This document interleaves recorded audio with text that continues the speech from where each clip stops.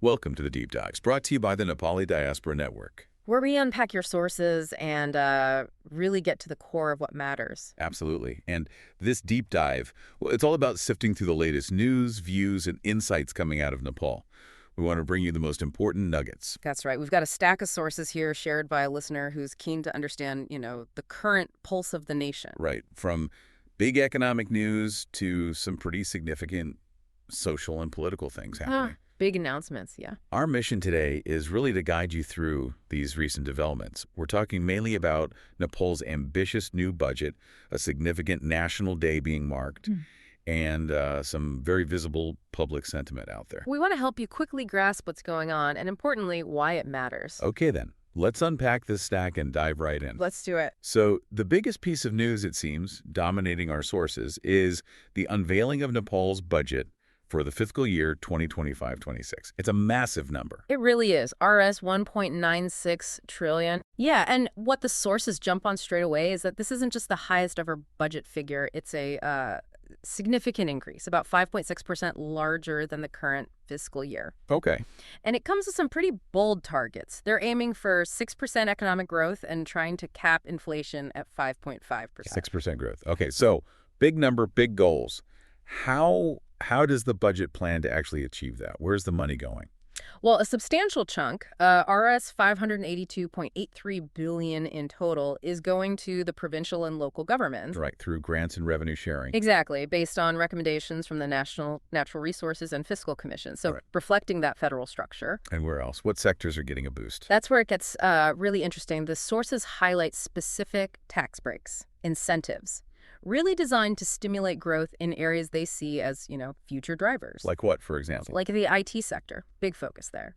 There's a proposed 75% income tax waiver on service exports. 75%. Wow. Yeah. And if you're an individual resident in Nepal selling IT services abroad, the sources say you'll only pay a 5% final tax. Plus, they're talking about plans for an AI center and even recognizing sweat equity. Sweat equity. What's that exactly? It's basically valuing the non-monetary contribution, the effort, the expertise of Nepalese professionals working with foreign firms. Interesting. That sounds like a move to keep talent connected, maybe. Could be, yeah. Then there's green energy, definitely a focus. Okay. Sources mention tax exemptions on machinery for green hydrogen production and a 5-year income tax holiday for producers in that space. Right. And electric vehicles. I saw something about that. Yes. EVs get a notable push, too. Only 1% customs duty on equipment for charging stations. Just 1%. A 5-year income tax exemption for industries producing or assembling EVs. And there's a plan for 100 additional electric buses for Saja Yatayat in Kathmandu Valley. So really encouraging private investment in charging and smart transport there. Seems like it, yeah. And sports gets a massive boost, too. A record Rs 6.8 billion allocation. Okay. What are they planning? Well, plans for an international standard stadium in Damak, Japa, and high-altitude stadiums, places like Selakumbu, Mustang, Jumla. High altitude for sports tourism, I guess. Exactly, that's the idea. And there's significant money for upgrading existing cricket grounds, too. TU, Malpani, Fapla, Siddhartha. Good news for cricket fans. What about general infrastructure?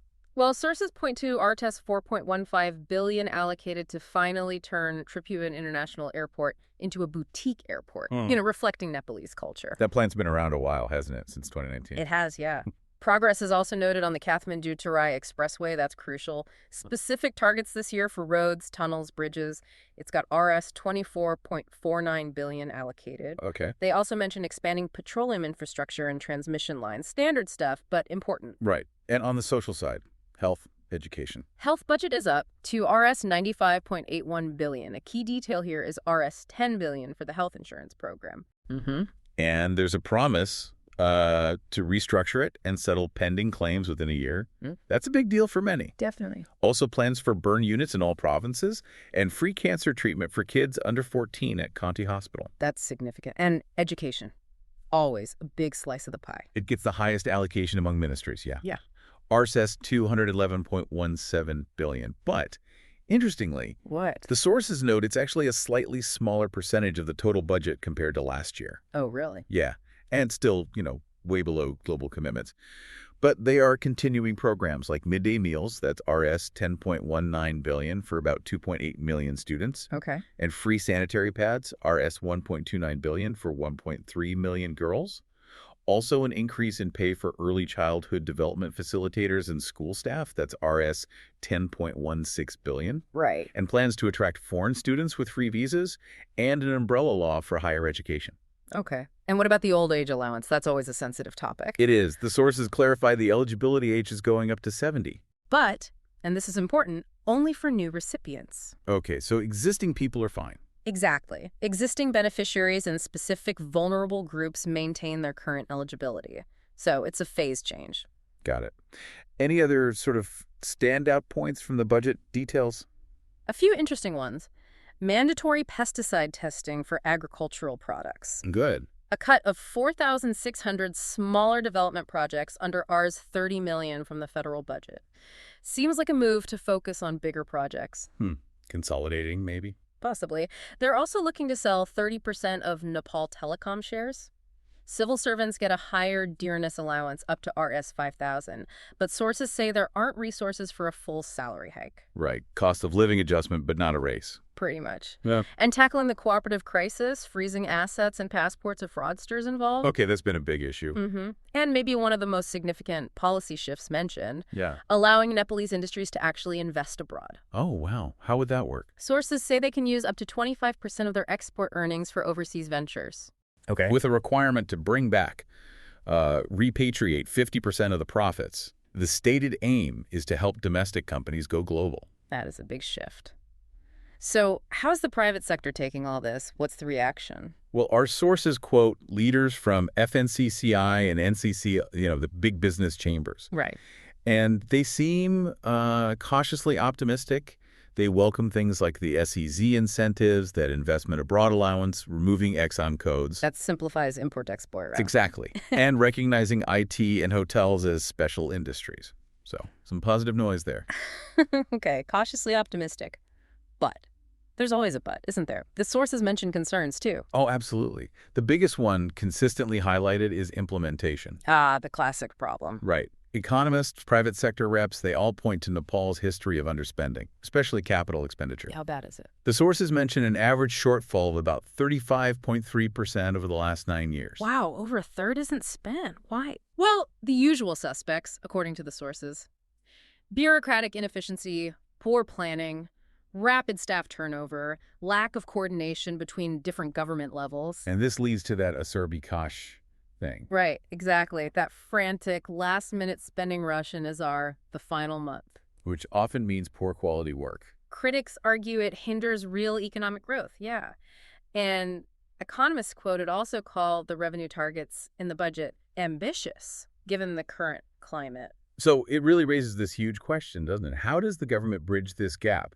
You've got these big ambitions, these huge figures, but then this history of not being able to spend effectively. That's the core challenge. The recommendations mentioned in the sources include things like stronger monitoring, linking budget release to actual performance. Makes sense. Using integrated financial systems. But yeah, it's clear the real test is in the execution, not just the planning. And it's worth noting, some things the private sector wanted didn't make it in. Right, like removing VAT on air tickets or extending the tax exemption for electricity exports. Those weren't included. Okay.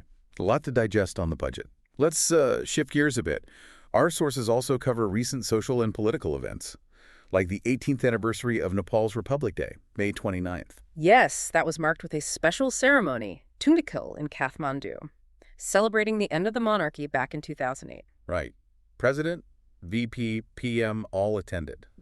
Prime Minister Oli gave remarks, reflecting on the struggle and sacrifice that led to the republic. But what's fascinating, and the sources really highlight this contrast. Yeah. Alongside these official celebrations, there were significant counter-movements happening. Right. The pro-monarchy groups, holding large rallies in Kathmandu. What were their demands? Openly demanding the restoration of the monarchy, and declaring Nepal a Hindu state again, and abolishing the federal system. So a complete reversal, basically. Pretty much. These groups, including political parties like RPP and RPP Nepal, claim tens of thousands came out, though official estimates in our sources were lower. And they're saying this is just the beginning.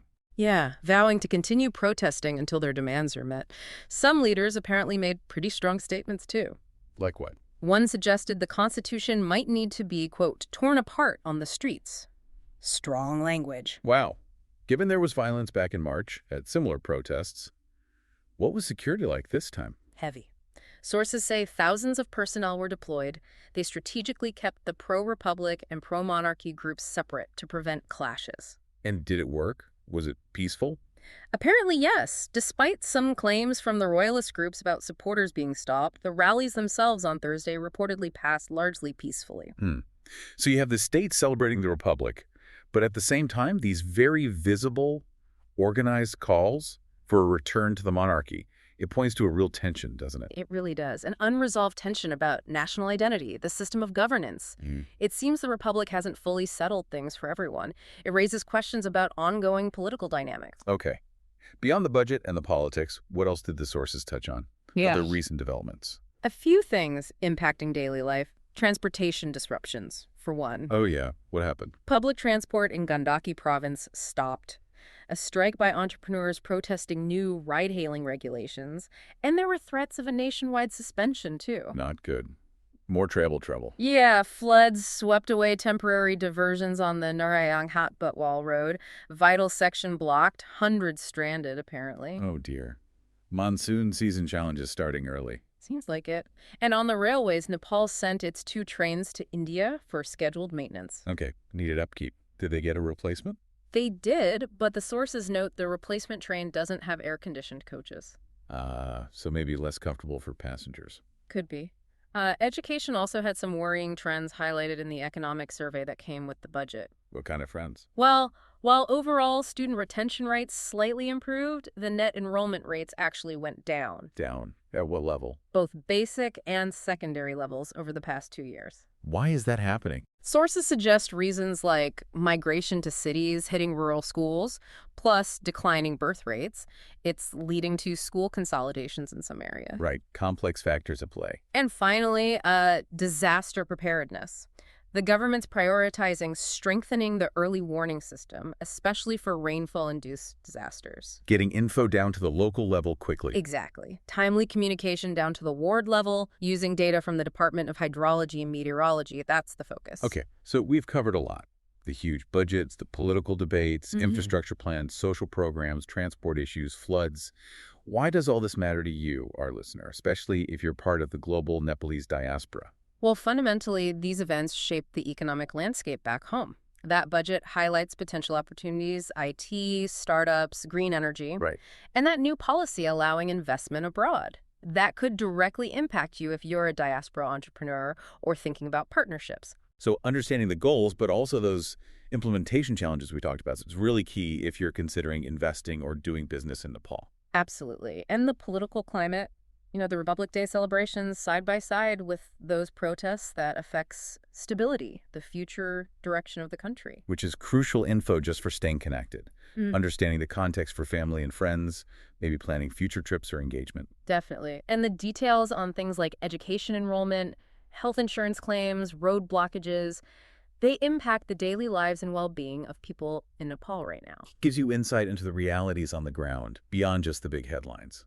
Exactly. So ultimately, this deep dive, we hope, helps you move beyond the surface news, helps you understand the interconnected forces shaping Nepal from those big economic dreams And the practical hurdles. to the deep political debates and the ongoing efforts and struggles to improve daily life. Okay. So we've covered a lot in this deep dive. From the ambitious goals of Nepal's Rs 1.96 trillion budget, hopes for IT, green energy, sports. But contrasting that sharply with those persistent challenges of actually getting the money spent effectively on the ground, that Asar Bikash problem. Right. And then the complex political picture. Republic Day celebrations happening right alongside significant pro-monarchy protests reflects a very real, ongoing debate about the nation's identity, its future. We also touched on transport disruptions, flood impacts, railway maintenance, those concerning education enrollment trends, and the push for better disaster preparedness. Yeah, it's clear Nepal is navigating a really complex landscape, balancing these bold plans with some pretty significant hurdles, both in implementation and, well, politically. Absolutely. So here's something for you to maybe mull over. Given those consistent challenges with budget implementation we discussed, the ones highlighted in our sources, and that visible public discontent expressed through protests, how can the government effectively bridge that gap? The gap between its bold promises on paper and the ability to deliver tangible, impactful change on the ground. What would it really take to translate those trillions of rupees into real, visible development that people feel across the country? Something to think about. Now, a quick mention. For Nepalese folks in the UK looking for jobs, housing, local events, or maybe finding Nepalese-owned businesses, do check out belayat.uk. That's BELAYAT.UK. It's a classified site designed specifically to help you connect within the UK community. And to dive even deeper into the stories we talked about today and find more insights, you should head over to nepalidiaspora.net. You can also find more information there about the Nepali Diaspora Network itself, what we do. That's nepalidiaspora.net. Well, thanks for joining us for this deep dive. Until next time.